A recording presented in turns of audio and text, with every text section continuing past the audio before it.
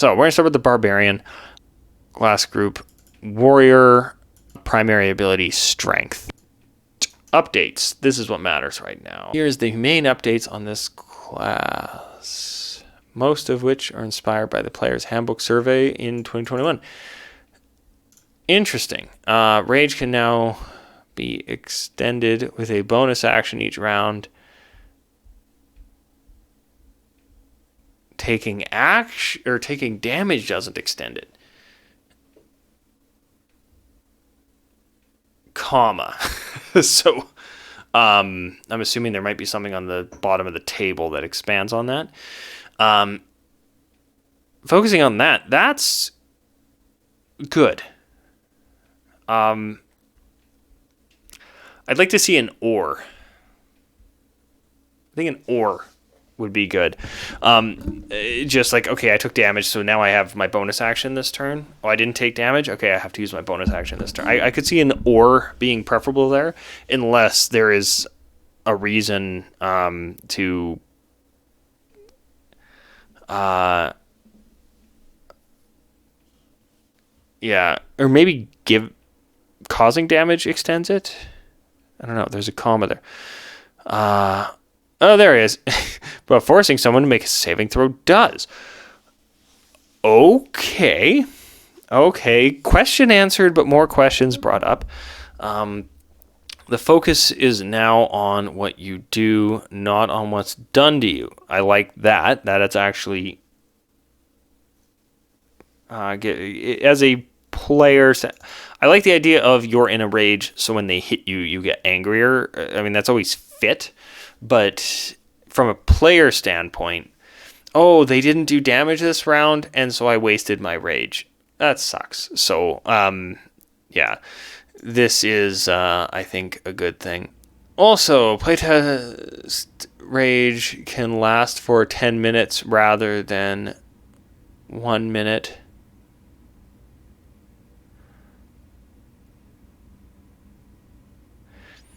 Rage is now stopped being incapacitated. So if you get knocked unconscious, you do lose your rage. There's more than one way to incapacitate, I guess. So in my head, I instantly went to unconscious, but there's other things. So okay, that makes sense, right? I mean, if you turn somebody's brain off, they probably can't be angry anymore. The rage lasting for 10 minutes rather than 1. I think that's key because now you can rage before combat starts and not be sitting there like, okay, well, we have to start combat now, guys, because I've only got this for another 45 seconds, which means I've wasted 3 rounds of it. And in this case, have to keep injuring. In the previous instance, you would have to keep injuring yourself for 1 minute. So that would also suck. But this will allow for preemptive, which I think is good, not having to use it necessarily on the first turn. Now, seeing that it says saving throw, I'm going to be curious now, and this could be actually a big boost to enjoyment of the Barbarian, right? I've not played a Barbarian myself, but I have DM'd a Barbarian, and the person playing it got bored of it because of the nature of the class. That's not for everybody. Okay, there's some people who love playing a Barbarian just for what it is. Don't get me wrong, and don't take that as an insult to you. But that particular player was used to playing characters who had a lot more options every turn versus, okay, I need to go and hit something and make sure I get hit. I think these changes could be really good, especially if they have some saving throw stuff. On top of that, like I said, being able to do rage, and then, you can just tell your DM, hey, I'm in a rage. I'm going to be using my bonus action to keep it going for 10 minutes. So if combat happens, I have it going. Can be really good. Weapon mastery, kind of gone into. They get it at first level, and they get a few of them to start, which is good because you can basically, okay, here's my starting weapons. I'm going to take the feature that lets me use all of them, and then I believe you can change. I was reading earlier today. You can change it on a long rest. So if you find a new weapon that is outside that wheelhouse, but you want to use it, then you can sacrifice one for the other, which is good. I was really worried when I first saw the weapon mastery that they were going to make you specialize, which always sucks. Like, I can only use pole arms for the rest of this game. Okay, cool, but you found this really awesome sword, so I guess the mage uses it. This is good how they've incorporated this. And again, I will stress this, I think it adds more uniqueness to each type of melee class, or each melee character. Classes, all classes seem to have, or melee classes seem to have access to this, but in terms of hitting something with a greatsword versus hitting something with a short sword, should feel different other than just damage. And I think we started to see that with some of the feats that came out in like Tasha's and stuff. But yeah, this mastery stuff, I'm actually really digging it, and it, for the first time in a long while, makes me excited to play a pure martial class in 5th edition as somebody who's used to playing casters and half casters. Again, your mileage may vary, right? There's a reason that Human Fighter is one of the most popular builds in 5th ed, and because there's nothing wrong with playing it. But for me, it just didn't seem like I would enjoy it. I think that's changed now. So that's what I'm liking about this. Somebody who wasn't too big on pure martial classes is now intrigued by them, and I think people who are used to playing pure martial classes or really enjoy playing them is going to get a lot out of this too, which is a good sign. Primal Knowledge, second level feature, unlocks non-combat combat functionality for rage. Okay. Interesting.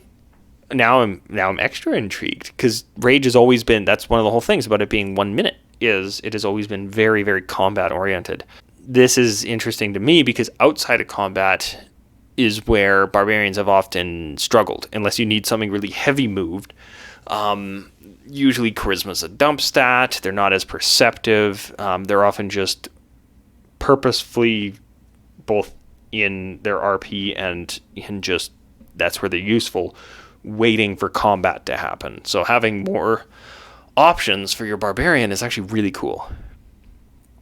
Danger Sense has been merged with Feral Instinct, and limitations on its uses have been removed. Okay, I'll have to read what that means, because I know Danger Sense, I think, was like advantage on initiative or something. Anyway, I'll look at that in a second.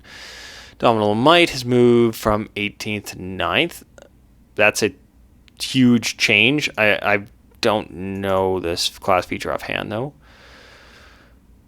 Brutal Critical has moved from 9th to 11th level, and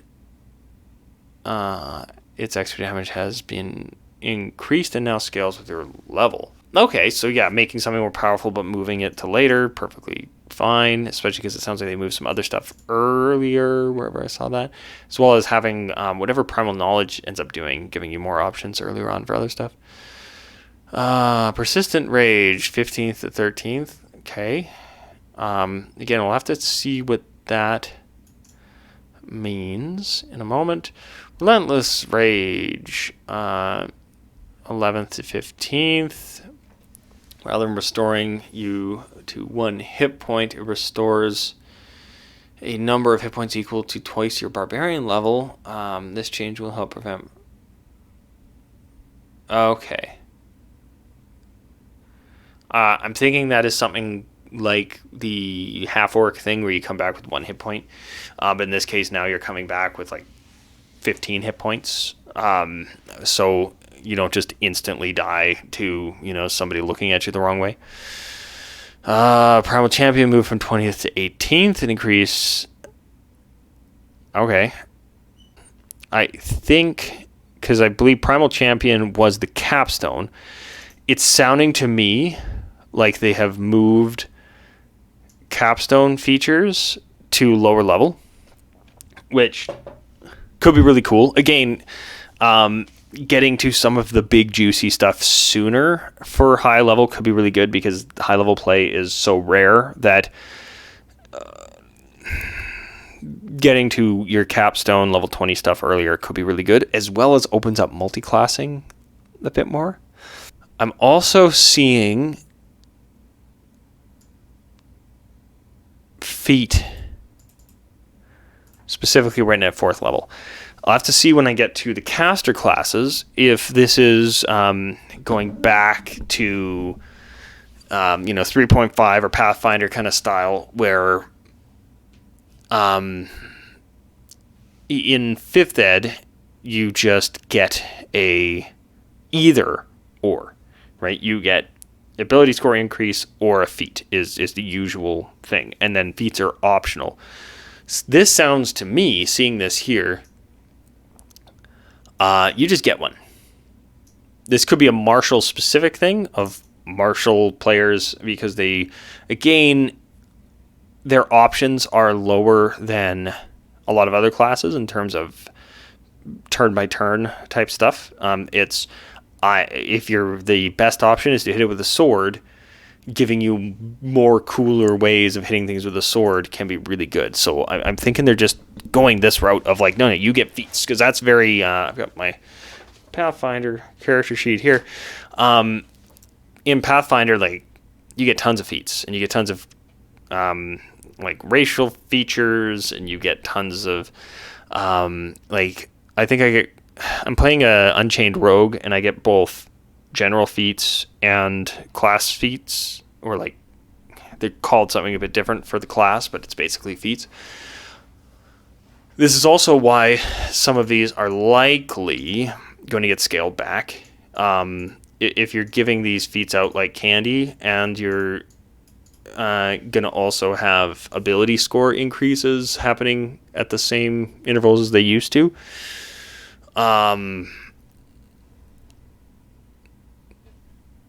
yeah, that's going to be good.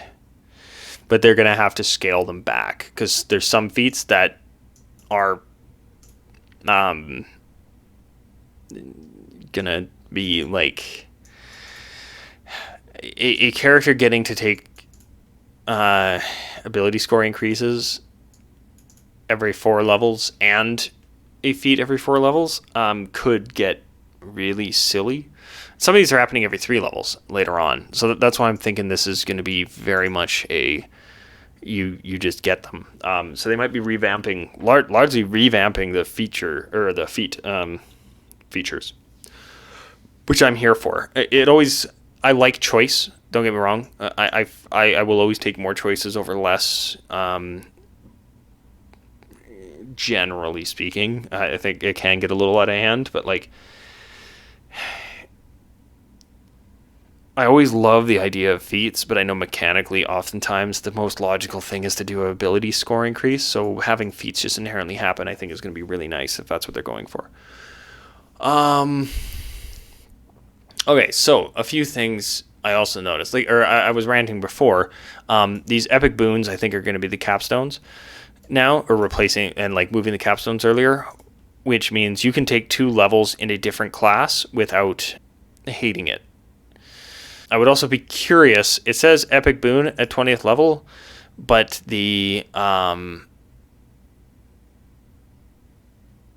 think you would be giving up getting that when you hit level 20 by multi-classing. So people who stayed a one class path will get the epic boon right away, and then at level 21, because the prerequisite is 20th level plus XP, you would then get the dip into that too, and they would be getting their second epic boon.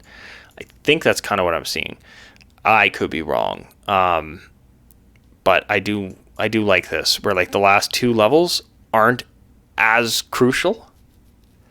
So multi-classing has really opened up, at least for Barbarian. I haven't looked at the other classes yet, so I could be wrong, but I do really like that idea. Now, they mentioned a few things I want to look at. So we've got multi-classing. Well, actually, creating a barbarian. Hit points, proficiencies, and armor training. First level for multi-classing. Then, so I think this could be a good thing they're doing here. Multi-classing rules specifically for each class, just listed on the class page, rather than having like tables and stuff on a section on multi-classing. I think could be useful.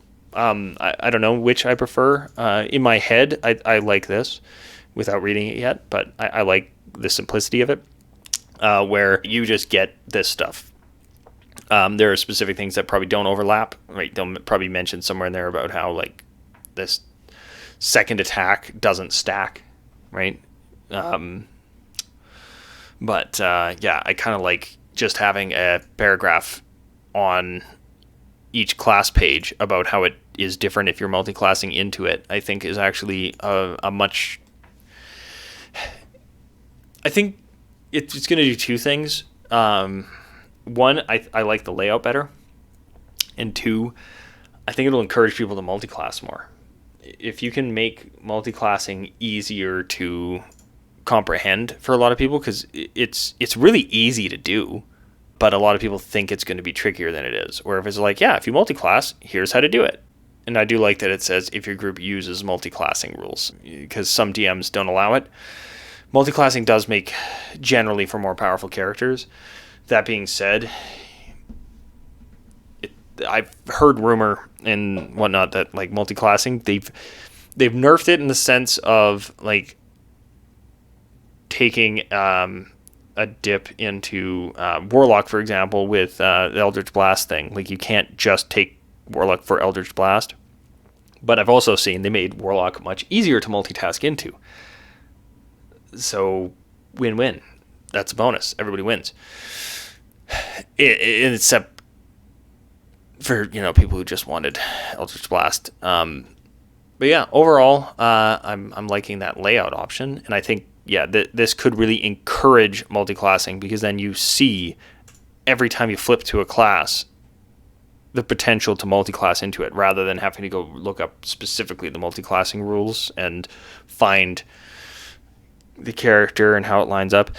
Which also, especially with some of the changes they made to Warlock, that we'll get to in the Warlock video or the Warlock segment of probably later in the week, because I don't know if my voice can handle doing all of these classes tonight. They have streamlined things a bit in terms of spell slots. So there's probably still going to have to be a chart to do the math on how many spells and stuff you have. But I know for Warlock in particular, you won't have a second chart to have to keep track of in terms of which ones are which slots. We'll see that when we get to the casters. Anyway, all right. Hit die, same. 7+ con if you don't want to roll for them. I missed this on one character I made. I thought you had to roll for your first level hit points, and he ended up having like 5. And my DM was like, "What are you doing? You're gonna die." I'm like, oh, okay. And it really helped. Strength, Constitution, saving throws, handling, intimidating. Yeah, so it sounds like the skills, like I've said in the past, stay the same. Simple and martial. Tools, none. Armor training across the board, light, medium, shields. I'd be curious if that means they're not doing the unarmored defense. I didn't see it on... Oh, no, there it is. Unarmored defense. I did see it. I'm just tired. Barbarian, subclass, feat, etc. All right. Class features. First level, Rage. Imbue yourself with a primal power that forks. The bonus action, provided you aren't wearing heavy armor. Is that a change? I actually need to look up 5e Barbarian now. Oh, Wikidot. All right.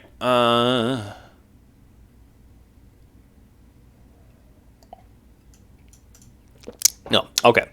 I'm just so used to barbarians just being barbarians and not multi-classed. This is probably a multi-class thing because of the unarmored defense. You're probably not wearing heavy armor if you're a barbarian, but I do like that because then if you're a fighter wearing medium armor, for instance, you can still rage. But you can't rage if you are a paladin wearing a full plate. So, good distinction, but that's not new. Following effects, damage resistance.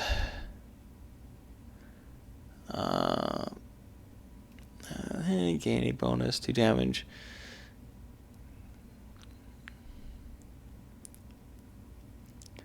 Rage damage column. Is that how they did it before? Yeah, okay.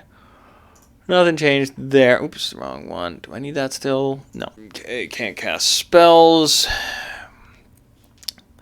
Which actually is going to be more important. Because now that the rage changes if you make a... force an enemy to make a saving throw. That's pretty important. So they really have to reinforce this does not work with spells. It didn't before, but now that's even more crucial. Rage lasts until the end of your next turn, which is good. It's not the beginning of or something like that. Wait, is that how...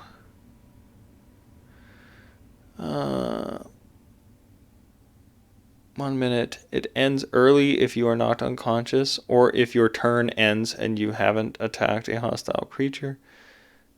Rage lasts for 1 minute. It ends early if you're knocked unconscious, and you haven't attacked a hostile creature since your last turn, or taken damage since then.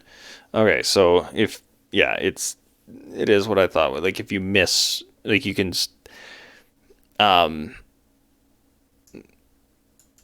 Oh, now it's just if you make an attack. Before, was it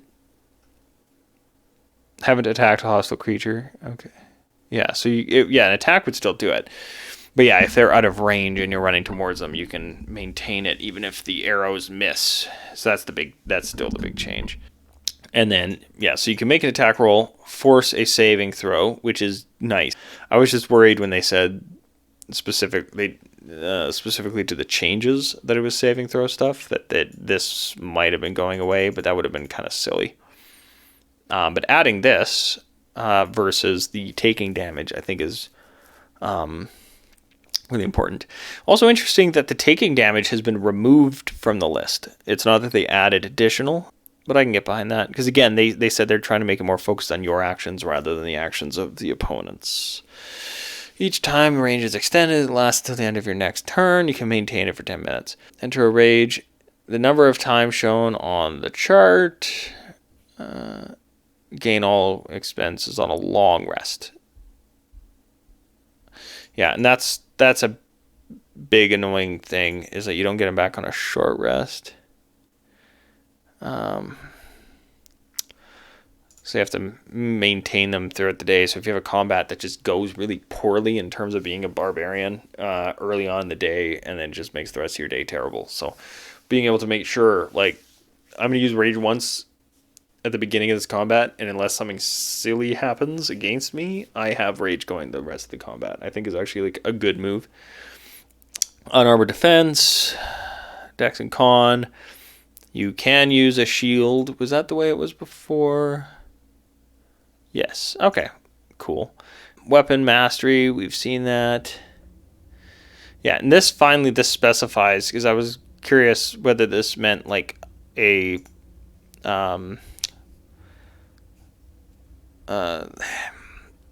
so as a DM, this means if I make a mystical axe, I have to declare its base weapon type. I can't just say it's martial.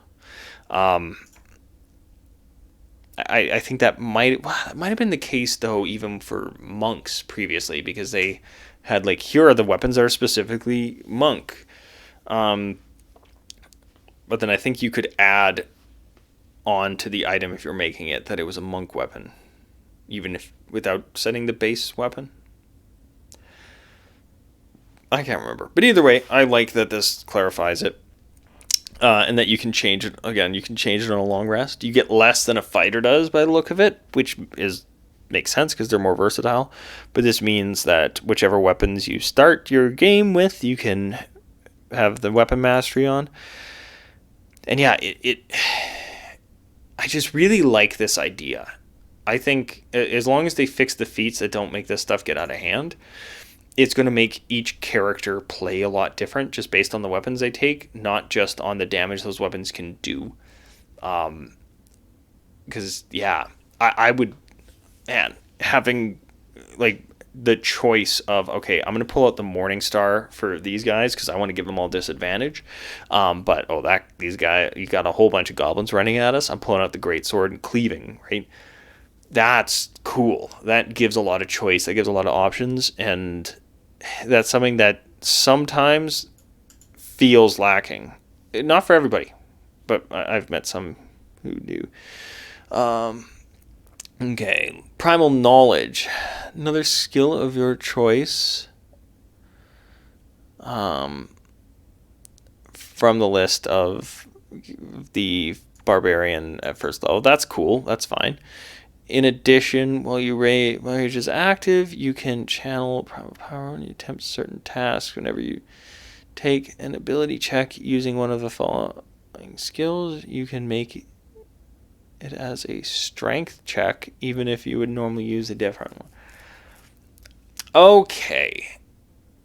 I like this. Because how many times has your barbarian asked to use intimidation or strength for their intimidation, right? Which I think makes sense. This turns it into a mechanic. This streamlines things a lot. Perception. I'm hunting something. I am channeling, and again, calling it rage. There's a few options, I think, especially reading more of how this functions now.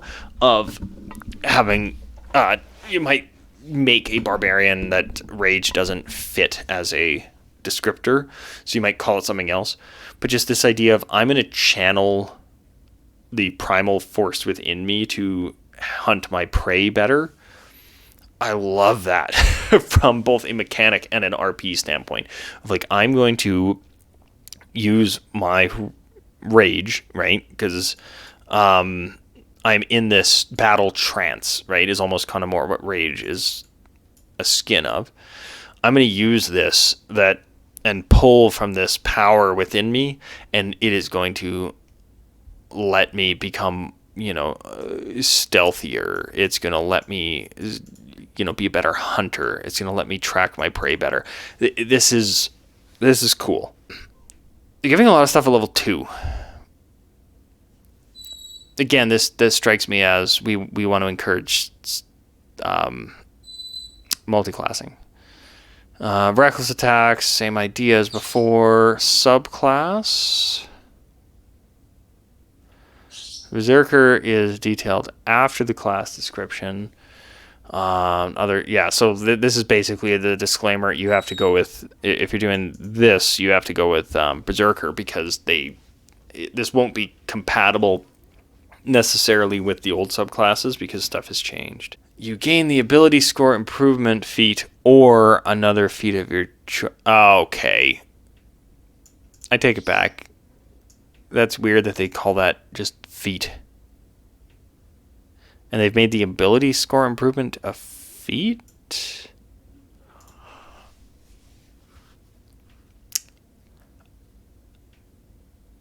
I kind of don't like that, but I kind of do. I think I see what they're doing. I have to take back what I was talking about earlier when I was looking at this tree and thinking, like, oh, cool, you get feats instead of just ability score improvements. And I kind of don't like that you have to choose one or the other. This, to me, sounds similar to how I've heard they're turning a lot of stuff into spells versus class features so you can use them more. I'm going to assume this epic boon stuff that they're saying, like, you can get a new feat at like level 21 and stuff like that, because it will allow you to raise, like, if you take the epic boon, which I think you only get one of by the sound of it, maybe I'll have to reread that, but it lets you bring an ability score above 20, So maybe then it's like, okay, after that, you get a new feat now, next time you get enough experience, and you can take the ability score improvement to help get you to that 30. I wonder if that's why they're calling this ability score improvement a feat. Okay, so that messes with what I was saying earlier, but I don't mind it, but I think I know why they're doing it that way. Extra attack, simple enough, which is important. This distinction here, again, for multi-classing, rather than saying like this doesn't stack, it just simply says you can attack twice instead of once whenever you use the attack action, because that means if you multi-class into 2 level 5 martial classes, you don't all of a sudden get an extra attack.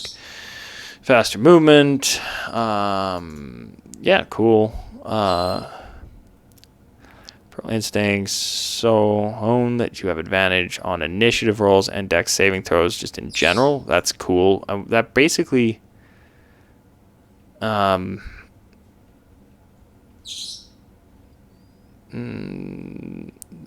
didn't they have instincts?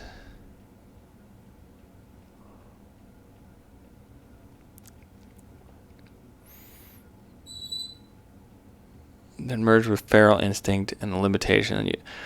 I see. Okay, so that's what's going on there. Yeah, so before this was sort of 2 separate things, I think. So that's cool. Feat, just to make me look like an idiot. Double might. Is that new? Dominable. I don't remember this one, but anyway, that's cool. Well, it told me what was changed. What was actually changed? Dominable might. Oh, it used to be 18. They moved it to 9. I mean, that makes sense. That's overpowered, I would say, for 9. Underpowered for 18. So I'm good with it. Brutal critical was moved. Persistent rage. Okay.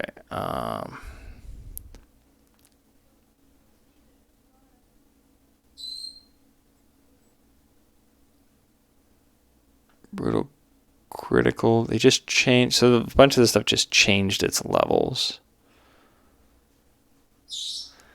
They moved this to 18. Ooh, both. Yeah, that's cool. Let's take a quick look at in the previous Unearthed Kind of the Epic Boon feature let you choose any one ability. Uses a score associated with that class or experiment or examining which approach works better. Okay, so this subject to change for the Epic Boon stuff, and then they have the So just for the sake of time, I'm just going to look at the changes. Frenzy no longer causes you to gain a level of exhaustion. Okay, cool. I mean, that's good. In addition, it causes you to deal extra damage each round that you use reckless attack instead of giving you a bonus action attack. Yeah, okay. So that just fixes this. That's cool. Mindless Rage ends the Charmed or Frightened condition on you rather than merely suspending them. Good. I thought it ended it. So that's good. But I haven't really had it come up before. Retaliation, 14th to 10th. So we'll see if I'll look into that before we end it and just see what that is. Intimidating presence moved from 10th to 14th level and has been improved. It can affect a group of creatures rather than only one. Rage extends its range, and you don't have to spend your action to extend its duration. Okay, yeah. No, I don't know much about that subclass. When you has 5 feet of you can use a reaction to make yeah, moving that's fine. Okay. I don't know why that would have been level 14. Again, it seems like they're moving some stuff earlier levels to probably make multi-classing feel less terrible for people who want some of the later stuff, as well as then front-loading a lot of the classes a bit more is kind of my assumption. No, overall, like I said, I like some of the changes I'm seeing. I think most of this was in line, but just they made it work better. And then, yeah, like I think they're moving things earlier. I wonder if that's going to be a continual thing of we're going to see most classes with everything moving earlier to make more interesting multi-class combinations, or potentially just more multi-class dips feasible of like, yeah, I'm going to be a paladin and I'm going to take 2 levels in barbarian or something and not feel like garbage because I don't get my capstone when we get to level 20 and I'm like, oh man, 17 levels ago when I took that 1 level in barbarian. I wish I didn't do that. But we're going to look at some other classes. We're going to look at them another time. Because I'm not the only one home now. So I'm going to say hi to them. But also, my voice hurts because I've been talking for 2 hours. But this was the first stream. Yeah, like I said, I know this is new stuff, so wasn't expecting too many people out. But I will be putting all these up as individual videos. So if you like this but wanted in more bite-sized chunks, they will be there. And I will see you next time.